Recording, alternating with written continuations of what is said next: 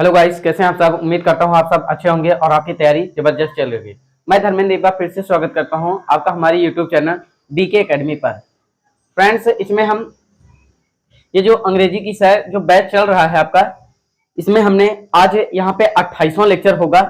जो आप इससे पहले अगर वीडियो ना देखे हो तो आपकी इंग्लिश जो है 0 लेवल से लेकर के आपको इंटरचेंज ऑफ सेंटेंस तक आपको पढ़ाया गया है ना। मतलब उसमें तमाम सारी चीजें होंगी। इसमें आपका लेटर क्या है ना, जो आपका एकदम लेवल से है आपका। जैसे हम सीढ़ियों पर यानी छत पर जब चढ़ते हैं तो सीढ़ी बाई सीढ़ी हम चढ़ते हुए ऊपर को जाते हैं, उसी तरह हम क्रम से ही आपको पूरा आपको पढ़ाया गया है यहाँ पे।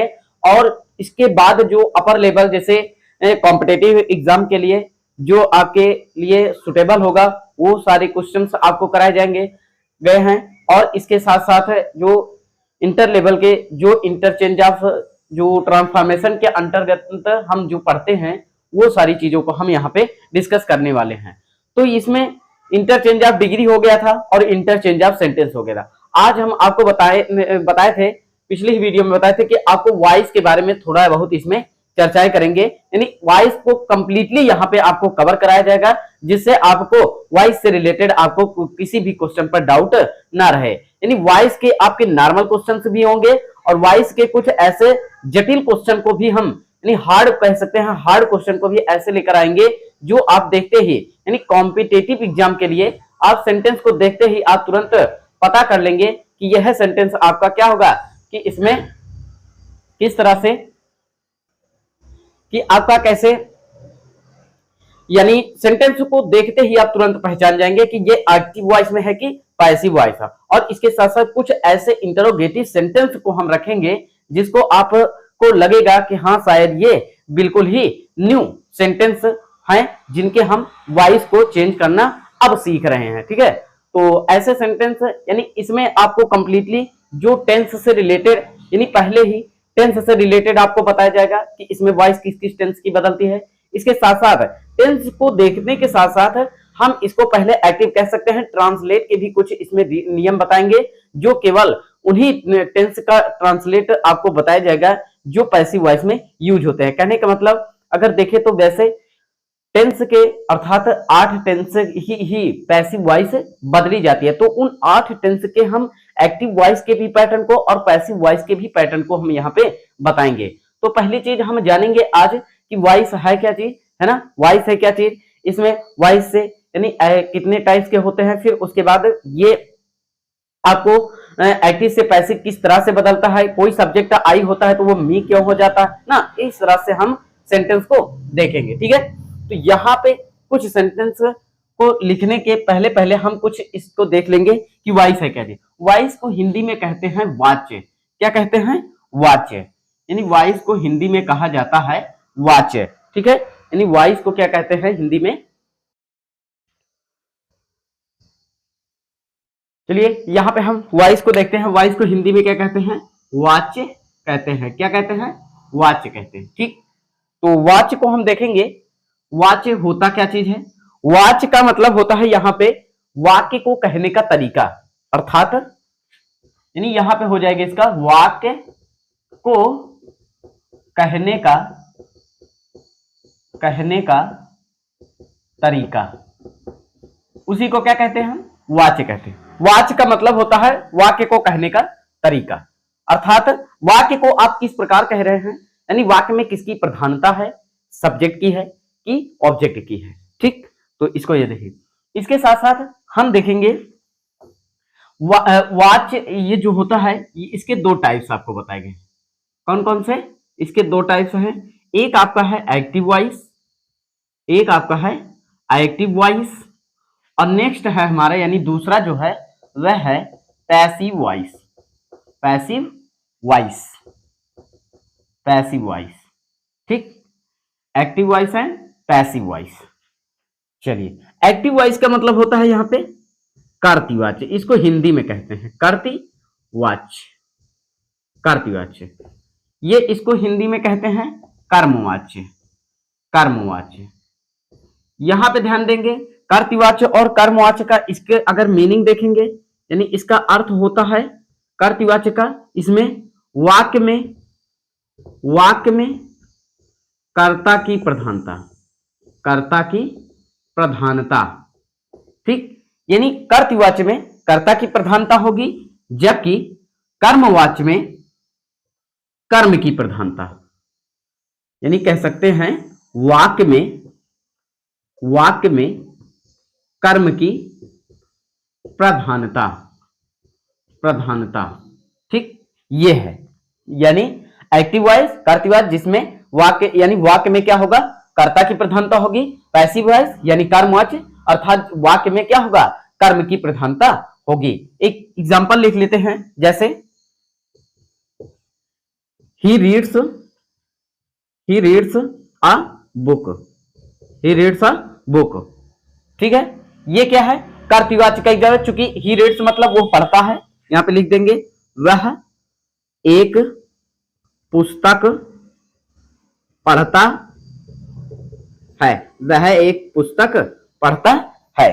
तो ये क्या है, ये आपका कर्तवाच्य है। अगर यहां पे देखेंगे तो ये आपका हो जाएगा क्या, एक मान लीजिए एक सेंटेंस हम लिख दे रहे हैं, अ बुक इज रेड, ठीक। अ बुक इज रेड, इसको लिख सकते हैं पुस्तक पुस्तक पढ़ी जाती है, पुस्तक पढ़ी जाती है। तो ये क्या है, अ बुक इज रेड, पुस्तक पढ़ी जाती है। यानी जब वाक्य में यहां पे अ बुक इज रेड का मतलब होता है पुस्तक पढ़ी जाती है, यानी इसमें कर्म की प्रधानता, और कर्म आपका क्या है यहाँ पे, ये आपका क्या है, अ बुक है, और है क्या चीज ये आपका है ऑब्जेक्ट, क्या है, ऑब्जेक्ट, ठीक। ये क्या है, ऑब्जेक्ट। यहां पे ही क्या है आपका, सब्जेक्ट है, क्या है, सब्जेक्ट, ठीक। तो वाक्य में इस एक्टिव वॉइस में वाक्य में ही क्या है, सब्जेक्ट है, जबकि इस पैसिव वॉइस के वाक्य में आपका ए बुक क्या है, आपका ऑब्जेक्ट है, ठीक। तो ऑब्जेक्ट कहने का मतलब है, यानी किसी भी और भी कोई एग्जांपल चाहे देख लीजिए। मान लीजिए हम लिख दे रहे हैं कि Mohan Mohan Mohan Mohan brings some vegetables, some vegetables, ठीक है। ये आपका एक्टिव वॉइस का हो गया। मान लीजिए यहां पे हो जाए Ram was punished, Ram was punished, ठीक। राम वाज पनिश्ड, यहां पर भी प्रॉपर नाउन, यहां पर भी प्रॉपर नाउन, लेकिन यहां पे देखिए, चलिए इसको थोड़ा सा और बदल दे रहे हैं। मान लीजिए यहां पे ब्रिंगिंग कर दीजिए, ठीक है। यहां पे ब्रिंगिंग ब्रिंगिंग हो गया, ठीक है। यहां पे वाज कर दे रहे हैं, ठीक है। Mohan was bringing some vegetables और राम वाज पनिश्ड। ध्यान दीजिए यहां पे मोहन वाज ब्रिंगिंग, ध्यान दीजिए यहां पे वाज के बाद वर्ब की फर्स्ट फॉर्म आया है और उसमें आईएनजी लगा हुआ, अर्थात कह सकते हैं V1 फर्स्ट फॉर्म आईएनजी। लेकिन यहां पे इस वाज के जस्ट बाद क्या आया है, वी थर्ड आया है। यहां पे बी यानी वर्ब की थर्ड फॉर्म, और यहां पे वर्ब की फर्स्ट फॉर्म में आईएनजी फॉर्म, अर्थात वर्ब की आईएनजी फॉर्म आया है। तो इसका मतलब, कहने का मतलब जो वॉइस होता है वह हमेशा चाहे जिस भी टेंस में होगा वह हमेशा आपका क्या होगा, V1 या सॉरी बी थर्ड, अर्थात वर्ब की थर्ड फॉर्म हमेशा लेगा। इसीलिए वो आपका सेंटेंस, यानी सेंटेंस को इस तरह से ही देखने पर ही हम पहचान जाएंगे कि ये किस में है, एक्टिव वॉइस में है कि पैसिव वॉइस। अब यहाँ पे राम वाज पनिश, राम सजा देता है नहीं, राम को सजा दी जाती है, यहाँ पे इसका ये अर्थ, अर्थात राम को सजा दी गई, राम को सजा दी गई। अब किसी न किसी के द्वारा दी गई होगी सजा, है ना, लेकिन राम सजा देता है ऐसा नहीं है, ठीक। राम को सजा दी है, और यहां पे क्या होगा, मोहन कुछ सब्जियां ला रहा था, ठीक। तो ये तो कहने का मतलब इस तरह से हमारे जो एक्टिव से पैसिव के जो बनाते हैं, यानी उसमें तो हमने सिर्फ देखा ये एक एग्जांपल के तौर पे कि कौन कर्मवाच्य कैसे पहचानेंगे। और यहाँ पे ध्यान हम ये देंगे कि अगर एक्टिव वॉइस कोई सेंटेंस है, यानी वो सेंटेंस आपका हमेशा किसमें होगा, आपका किस वर्ब में होगा, ट्रांसिटिव वर्ब में, अर्थात कह सकते हैं, इसको थोड़ा सा आप नोट डाउन कर लीजिए, उसके बाद थोड़ा सा हम चर्चा करते हैं, ठीक है। इसको स्क्रीनशॉट ले लीजिए।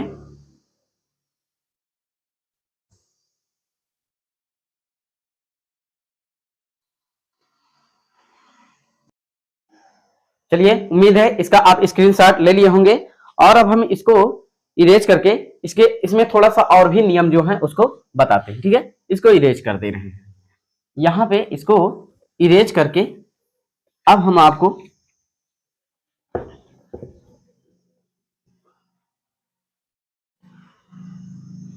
यहां पे ये बताएंगे कि आपका एक नोट पॉइंट लिख लीजिएगा, नोट पॉइंट में कि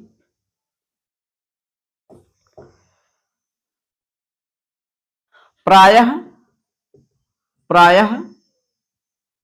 पैसिव वॉइस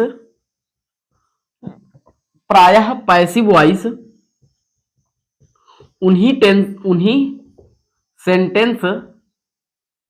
सेंटेंस की बनती है, प्रायः पैसिव वॉइस उन्हीं सेंटेंस की बनती है जो ट्रांजिटिव वर्ब में होते हैं।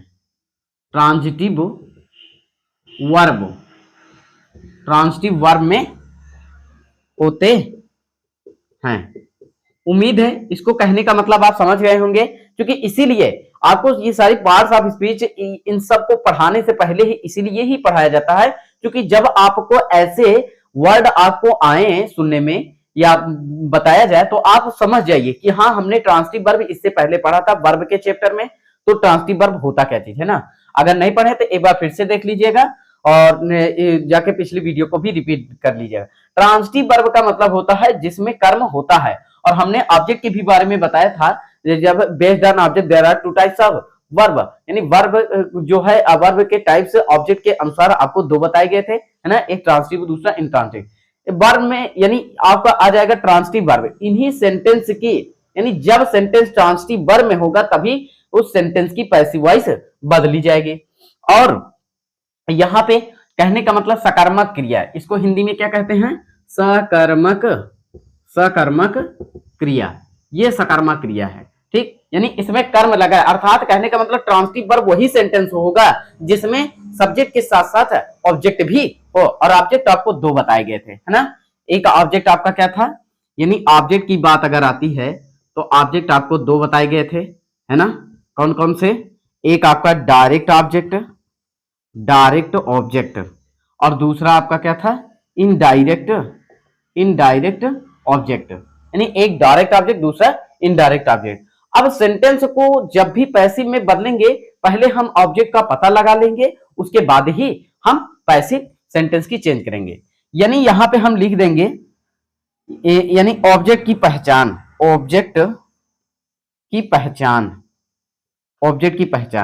अब देखिए, जब सेंटेंस में आपको ऑब्जेक्ट नहीं पता है तो उसकी पहचान आप कैसे करेंगे, यानी यहां पे लिख देंगे डायरेक्ट ऑब्जेक्ट के लिए हम डायरेक्ट ऑब्जेक्ट के देख रहे हैं पहले, यानी डायरेक्ट ऑब्जेक्ट के लिए वाक्य में कर्ता और क्रिया,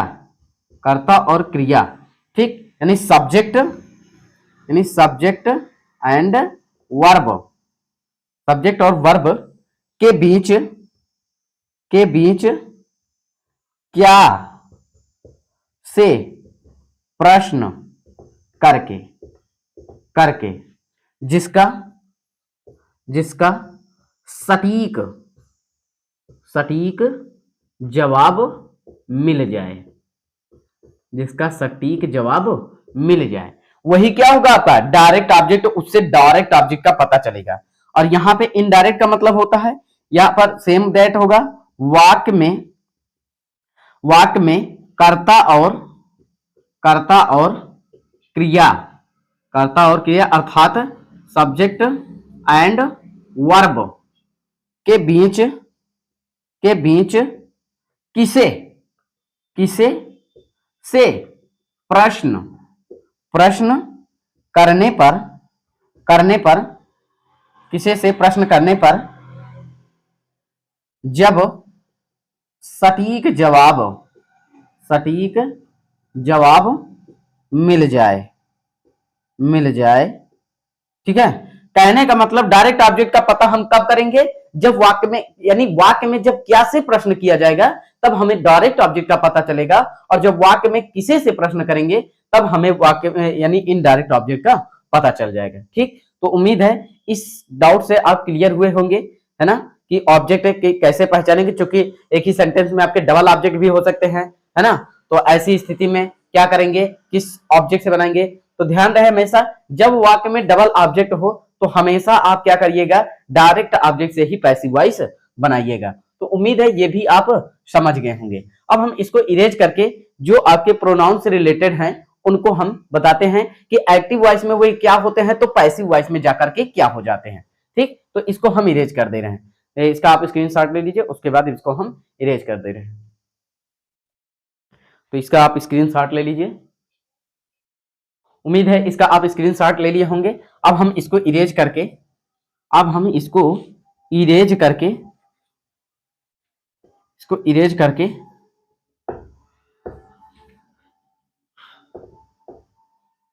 अब हम इसको इरेज करके यहां पे एक तरफ ये एक्टिव वॉइस है और दूसरी तरफ ये पैसिव वॉइस है। ठीक, एक्टिव वॉइस, पैसिव वॉइस।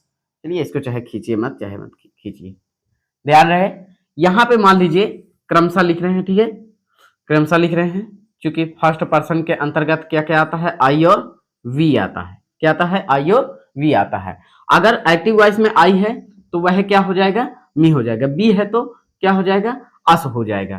ठीक है, इसके बाद आपका सेकेंड पर्सन आता है। सेकेंड पर्सन में आपका क्या आता है, यू आता है। तो यू अगर एक्टिव वॉइस में है तो वो पैसिव वॉइस में ये यू ही रहेगा। क्यों, क्योंकि यू एक सब्जेक्टिव केस है और इसका ऑब्जेक्टिव केस भी यू ही होता है। ठीक, तो ये हो गए। बाकी जो बचते हैं आपके थर्ड पर्सन के अंतर्गत आएंगे यहाँ पे। ठीक है, मान लीजिए जैसे ही हो गया, सी हो गया, ई सी हो गया, इट हो गया, दे हो गया, और मान लीजिए पर्सन की बात ना करके नाउन में भी आपका आता है, जैसे नाउन कोई हो गया, है ना।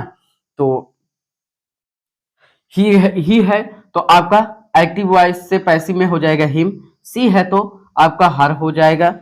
इट है तो आपका इट ही रहता है। दे है तो आपका देम हो जाता है। कोई नाउन है, नाउन मीन्स यानी कोई यहाँ पे अगर नाम है तो वह नाम ही रहेगा, वो आपका बदलेगा नहीं। ठीक, तो आई है तो मी हो जाएगा, बी है तो अस हो जाएगा, यू है तो यू ही रहता है, ही है तो हिम हो जाएगा, सी है तो हर हो जाएगा, इट है तो इट ही रहेगा, दे है तो देम हो जाएगा। और कोई नाम है तो कोई नाम है यानी नाउन है, वो भी प्रॉपर नाउन होगा। ठीक है, यहाँ पे प्रॉपर नाउन अगर है तो वहां पे ये प्रॉपर नाउन ही रहेगा। हाँ, नहीं तो प्रॉपर नाउन, नहीं तो आप उसको चेंज कर दीजिए तो वो गलत हो जाएगा। ठीक, तो उम्मीद है ये भी आप जो सब्जेक्ट और ऑब्जेक्ट में जो चेंजेस होते हैं उसको हमने देखा ये किस तरह से बदलेगा। ठीक है, तो इसी प्रकार हम इसको इसका आप स्क्रीनशॉट ले लीजिए और उसके बाद अभी कुछ टेंस से रिलेटेड होंगे जिनको हम बताएंगे। ठीक है, तो इसको आप स्क्रीनशॉट ले लीजिए और उम्मीद है आप इसका स्क्रीनशॉट ले भी लिए होंगे और इसको हम इरेज कर देंगे। ठीक है, इसको इरेज करके अब यहाँ पे हम नोट पॉइंट में ये डालेंगे। नोट पॉइंट क्या है, ऐसे ही लिख लेंगे हम कि एक्टिव से पैसिव किस तरह से बनता है, किन किन टेंस के। ठीक है, तो यहां पे डालेंगे हम एक जगह, यहां पे हम लिख लेंगे इनडिफिनिट टेंस, यानी यहां पे हम टेंस लिख देंगे। टेंस में इनडिफिनिट इनडिफिनिट इनडिफिनिट टेंस। ठीक है, indefinite tense, continuous continuous, perfect perfect. ठीक, अब ये किस तरह से लिखा जा रहा है अभी आपको समझ में आ जाएगा, है ना। तो यहाँ पे टेंस में हम लिख देंगे present present past and future. ठीक, प्रेजेंट पास्ट फ्यूचर। ठीक है, अब यहां पे ध्यान देंगे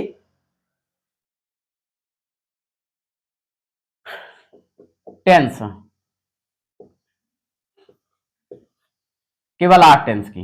ठीक है, यानी टेंस की जो पैसिव वॉइस बनेगी वह केवल 8 टेंस की होगी। और वे 8 टेंस कौन कौन से होंगे, एक आपका प्रेजेंट इंडेफिनिट टेंस, है ना, present indefinite tense, present continuous tense की बनती है और प्रेजेंट परफेक्ट टेंस की पैसिव वॉइस बनती है। ठीक, यानी present indefinite, present continuous, present perfect, ये 3 टेंस की पैसिव वॉइस बनती है। बाकी जो आपका परफेक्ट कंटीन्यूअस होता है उसकी आप पैसिव वॉइस है लिख लीजिए, नहीं तो आप क्या होंगे, कंफ्यूज हो सकते हैं। परफेक्ट कंटीन्यूअस, कंटीन्यूअस, तो इसकी पैसिव वॉइस हम नहीं बनाएंगे। ठीक है, 4 टेंस होते हैं ना एक एक के, यानी प्रेजेंट के 4 पार्ट होते हैं ना, indefinite, continuous, perfect, perfect continuous, तो तीनों की लगातार पैसिव वॉइस बनेगी, यानी इंडेफिनिट की, प्रेजेंट कंटीन्यूअस की और प्रेजेंट परफेक्ट की, बट प्रेजेंट परफेक्ट कंटीन्यूअस की पैसिव वॉइस नहीं बनेगी। अब यहाँ पे प्रेजेंट हो गया, पास्ट इंडेफिनिट की पैसिव वॉइस बनती है, पास्ट कंटीन्यूअस की पैसिव वॉइस बनती है और पास्ट परफेक्ट टेंस की पैसिव वॉइस बनती है, ना कि पास्ट परफेक्ट कंटीन्यूअस की पैसिव वॉइस इसकी नहीं बनेगी। ठीक, अब आगे फ्यूचर इंडेफिनिट की पैसिव वॉइस बनती है, लेकिन फ्यूचर कंटीन्यूअस की पैसिव वॉइस नहीं बनेगी। ठीक है, फ्यूचर कंटीन्यूअस की पैसिव वॉइस नहीं बनेगी, फ्यूचर कंटीन्यूअस। अब इसके बाद फ्यूचर परफेक्ट टेंस की पैसिव वॉइस बनती है। ठीक, फ्यूचर परफेक्ट टेंस की पैसिव वॉइस बनेगी और फ्यूचर परफेक्ट कंटीन्यूअस की पैसिव वॉइस नहीं बनेगी, इसीलिए हम इसको नहीं लिख रहे थे, है ना, क्योंकि जब इसका कोई यूज नहीं है तो इसीलिए हम इसको नहीं लिख रहे थे। ठीक, तो यहाँ पे ध्यान दीजिएगा, आपने देखा कि प्रेजेंट के तीनों पार्ट की बनती है, पास्ट के लगातार तीनों पार्ट की बनती है और फ्यूचर में 2 टेंस की पैसिव वॉइस बनती है। एक आपका प्रेजेंट, एक आपका किसमें बनता है, एक आपका बनता है present perfect, sorry present indefinite की, और दूसरा है अगला आपका प्रेजेंट परफेक्ट टेंस की पैसिव वॉइस बनती है। ठीक, तो उम्मीद है ये भी आप समझ गए होंगे। अब इसके बाद हम एक एक टेंस को लेकर चलेंगे और उसी से ही उसकी हम पैसिव वॉइस और एक्टिव वॉइस के भी कुछ रूल्स को देखते हुए चलेंगे। ठीक है, तो इसका आप स्क्रीनशॉट ले लीजिए और उसके बाद इसको हम इरेज कर दे रहे हैं।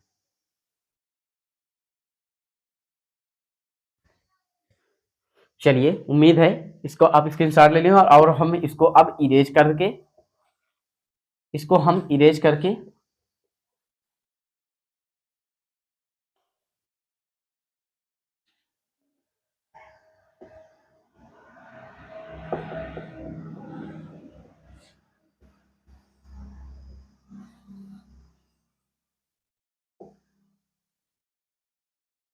यहाँ पे अब इसको हम देखेंगे, एक टेंस लेंगे, है ना, एक टेंस लेंगे और इसमें एक टेंस लिया जाएगा, 2 सेंटेंस लिए जाएंगे। ठीक है, यानी एक टेंस होगा आपका, टेंस आपका होगा present, present indefinite, present indefinite tense, present indefinite tense, इसी को लेंगे।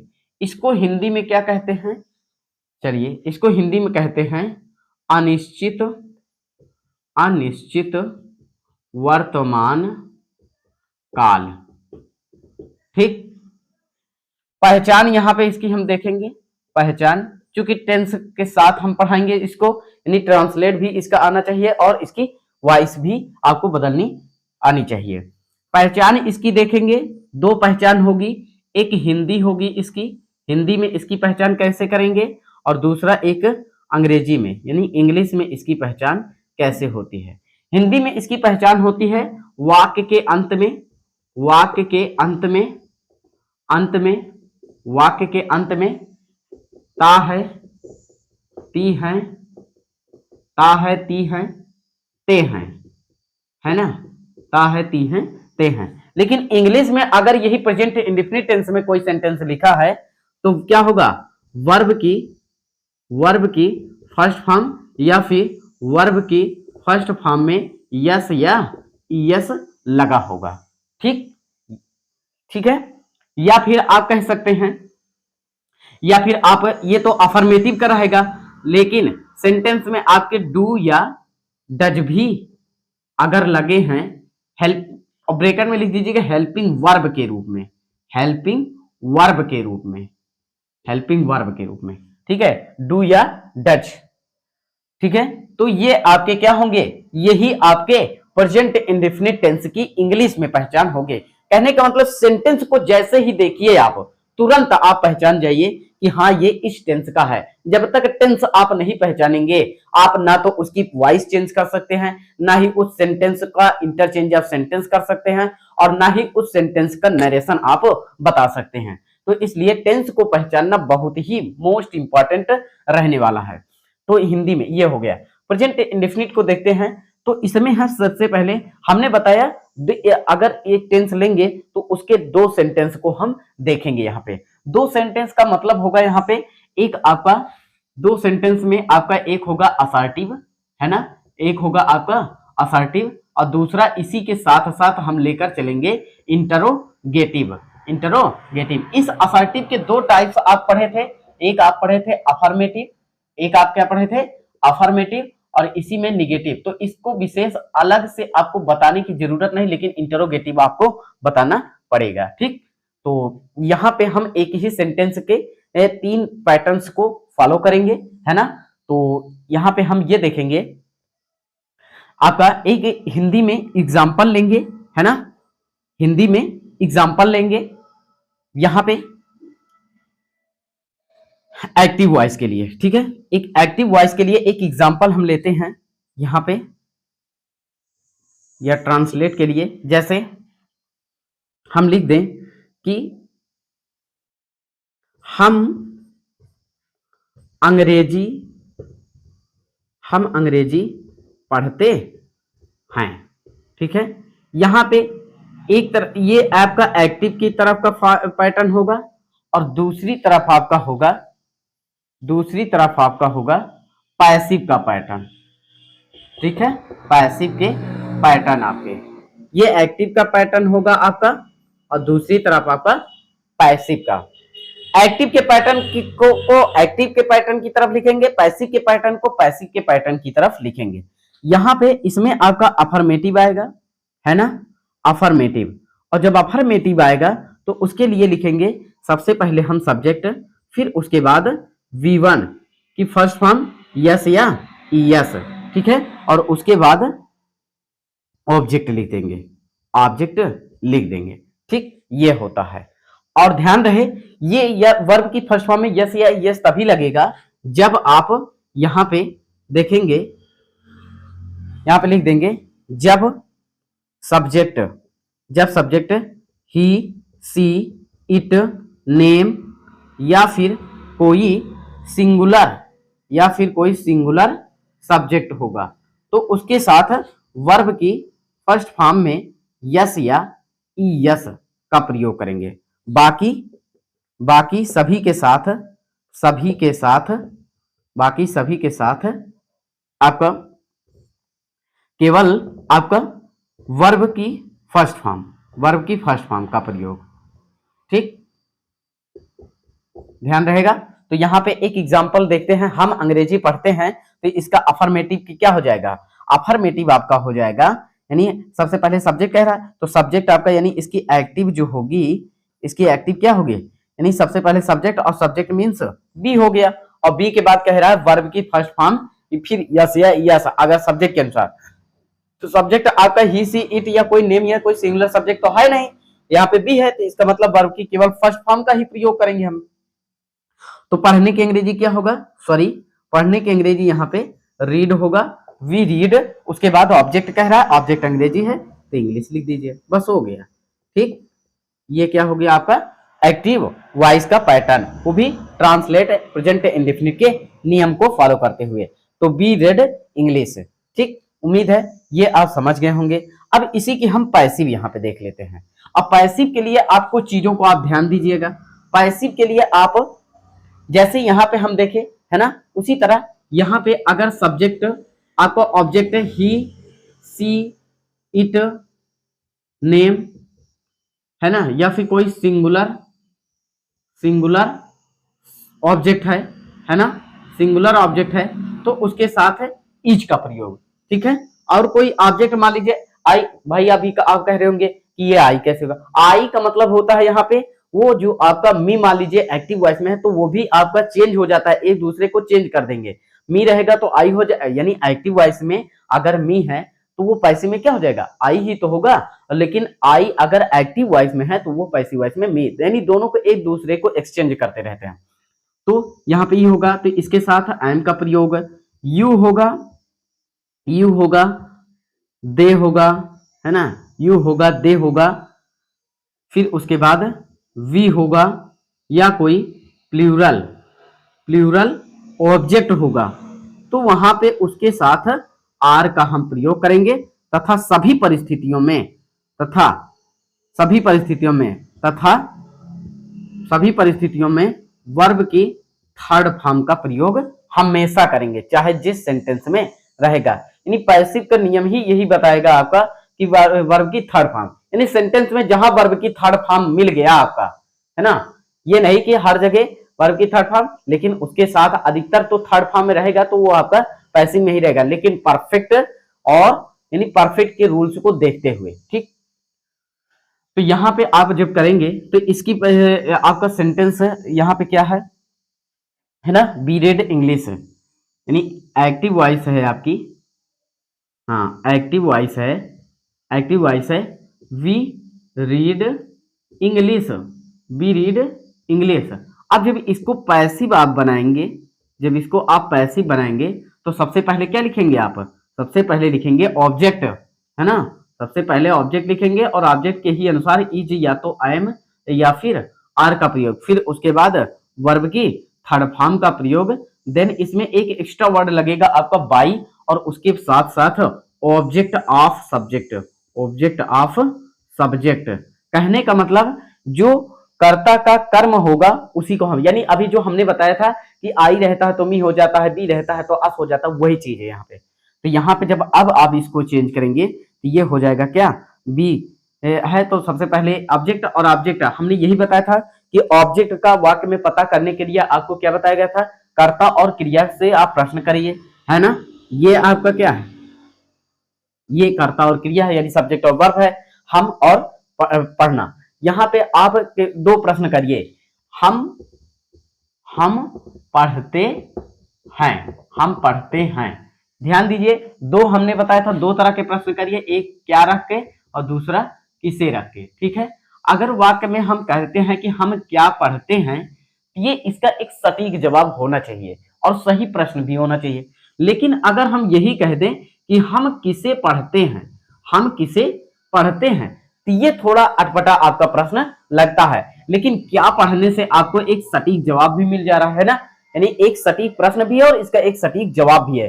तो इसका मतलब यहाँ पे यानी ऑब्जेक्ट क्या होगा, यहाँ पे इंग्लिश होगा, क्या पढ़ते हैं, इंग्लिश, यानी यहाँ पे अब ऑब्जेक्ट लिख देंगे हम इंग्लिश, इंग्लिश, और कोई भी सब्जेक्ट जो होता है वह हमेशा सिंगुलर होता है, तो इंग्लिश, और इंग्लिश जब सिंगुलर है तो इज लग जाएगा। और फिर कह रहा है वर्ब की थर्ड फॉर्म, रीड का थर्ड फॉर्म होता है रीड, रेड, रेड, यानी रेड, फिर उसके बाद आपको बताया जा रहा है बाई का प्रयोग करिए, बाई, और ऑब्जेक्ट ऑफ सब्जेक्ट, ऑब्जेक्ट का मतलब यहाँ पे बी, सॉरी सब्जेक्ट आपका क्या है, बी है, तो इसका ऑब्जेक्ट हम क्या लिख देंगे, अस लिख देंगे, क्या लिख देंगे, अस लिख देंगे। तो यही सेंटेंस हमारा किस में चेंज हो जाएगा, पैसिव वॉइस में।